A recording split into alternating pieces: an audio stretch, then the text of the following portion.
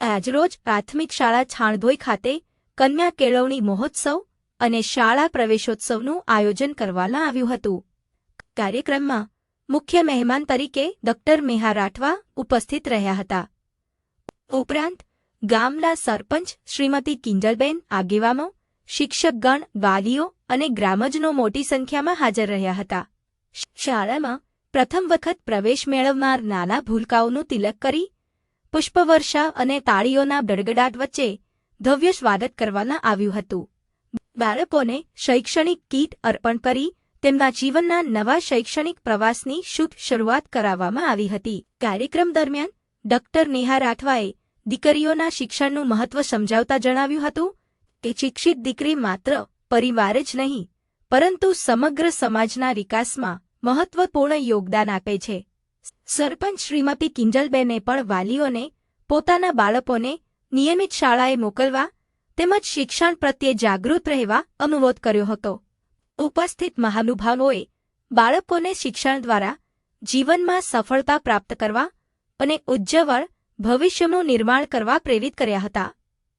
સમગ્ર કાર્યક્રમ શિક્ષણ પ્રત્યેની પ્રતિબદ્ધતા, દીકરી શિક્ષણમાં પ્રોત્સાહન અને બાળ શિક્ષણના વ્યાપ માટે પ્રેરણારૂપ બની રહ્યો હતો।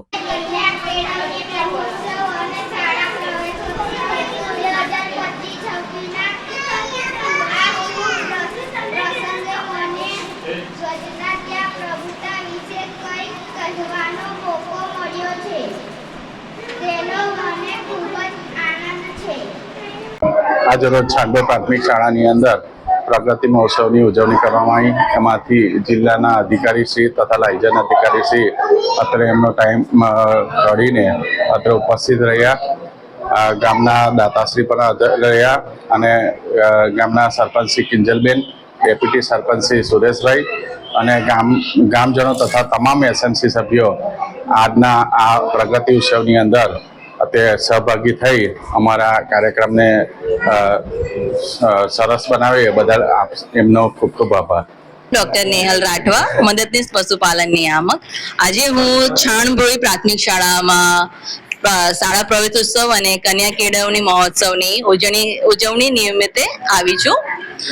આમાં હું બાળકોને એટલું કહીશ કે એ લોકો તો જ્ઞાનનું ભંડાર છે, જ્ઞાન એમની પાસે છે જ, આપણે એમને કેળવવાના છે। બાળકોનું 90% આપણે જે દિમાગ કહીએ છીએ એ એમની એજ 6 વર્ષના થાય ને ત્યાં સુધી ડેવલપ થઈ જાય છે। માટે આપણે આના પરથી એવું કહી શકીએ કે બાળકોના જીવનનો પાયો મા બાપ છે। મા બાપ જેટલું સારું વાતાવરણ, સભ્ય અને સંસ્કારી વાતાવરણ બાળકોને પૂરું પાડશે એટલું જ બાળક આગળ જઈને સારો માનવી અને સફળ વ્યક્તિ બનશે। મા બાપને મારે એવું પણ કહેવું કે બાળકો પર તમે 90% લાવ, 100% લાવજે કે 80% લાવજે, કોઈ પણ હોય એવું પ્રેશર કરવું નહીં।